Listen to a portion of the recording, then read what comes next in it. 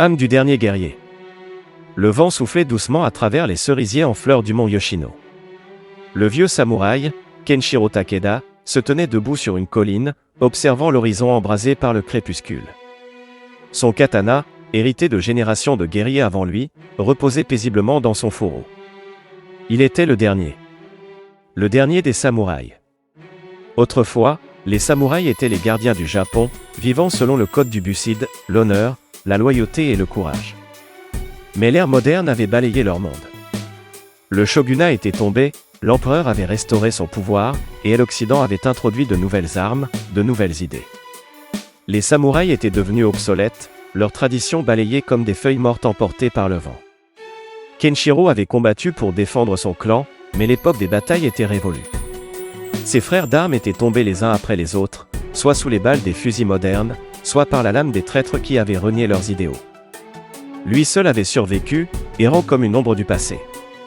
Un jour, alors qu'il marchait sur une route déserte, il trouva un village en ruine.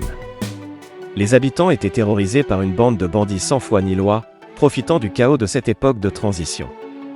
Un vieil homme s'avança vers lui, le reconnaissant malgré ses vêtements usés.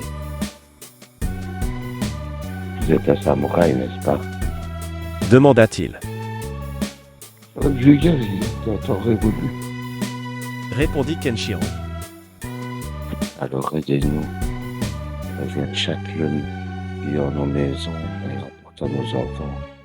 On n'a plus personne pour nous défendre. Kenshiro aurait pu refuser, aurait pu continuer son chemin, disparaître comme tant d'autres avant lui. Mais un samouraï ne fuit pas. Un samouraï protège. Quand la nuit tomba, il se posta à l'entrée du village, seul contre une horde de brigands. L'épée à la main, il attendit, comme un vieux chêne attendant la tempête. Lorsqu'ils arrivèrent, ricanant et confiants, ils ne virent qu'un vieillard aux cheveux grisonnants. Mais quand le premier osa s'avancer, sa lame s'abattit comme l'éclair, rapide et implacable. 1, puis 2, puis 5 tombèrent avant que la peur ne les saisisse. Kenshiro dansait avec la mort, son katana traçant des arcs lumineux sous la lune. À l'aube, le silence régnait. Les villageois sortirent prudemment de leur maison et découvrirent Kenshiro, debout, son arme ensanglantée, entouré des corps de ceux qui les avaient terrorisés. Il avait gagné. Mais il savait que son temps était écoulé. Blessé, il s'agenouilla sous un cerisier en fleurs, levant les yeux vers le ciel doré. Un dernier souffle, un dernier regard vers ce Japon qu'il avait tant aimé. Et ainsi, le dernier des samouraïs s'éteignit, non pas en fugitif, mais en héros, gravant son nom dans la mémoire de ceux qui l'avaient protégé.